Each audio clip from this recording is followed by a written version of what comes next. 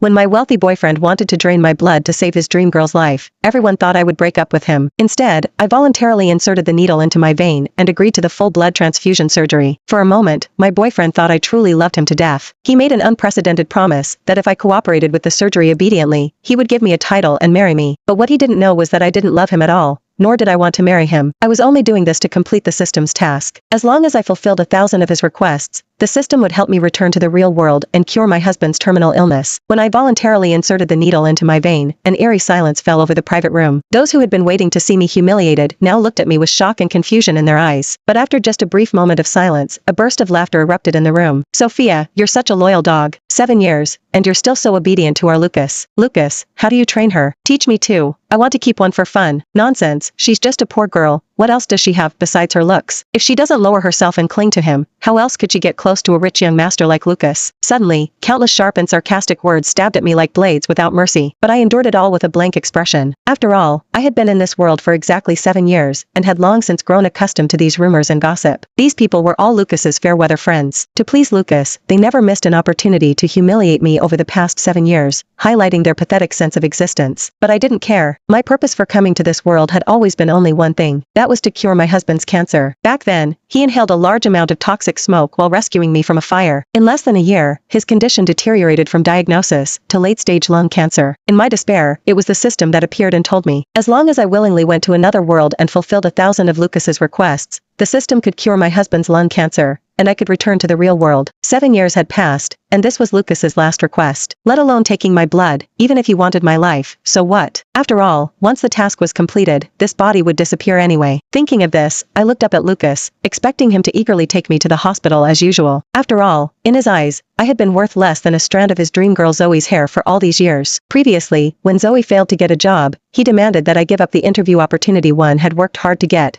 insisting I give up my spot for her. When Zoe fell ill with a fever, he ordered me to go out and buy medicine at 3 in the morning during a typhoon. When Zoe got drunk and had a car accident, he didn't hesitate to cross the line and make me take the blame for Zoe. Each time, I completed his requests without complaint, but in return, I only received his increasingly cold gaze. But this time, Lucas's pupils trembled slightly, his eyes filled with hesitation. "Sophia, I'm asking you one last time. Are you serious?" Among the crowd, Zoe noticed this, and a flash of displeasure crossed her eyes. But she quickly put on a sympathetic expression, pretending to walk forward and hold my hand, her tone full of guilt. "Sister Sophia, my leukemia has worsened. The doctor said I need a full blood transfusion to survive. Now in the whole city, you're the only one with the matching rare blood type. If you really replace all my blood alone, you might be drained dry, and you might even die." Zoe said halfway through, but suddenly raised her head, looking as if she was about to cry. "Ah, it's bad enough that I'm suffering alone. How could I drag you into this?" As I watched her poor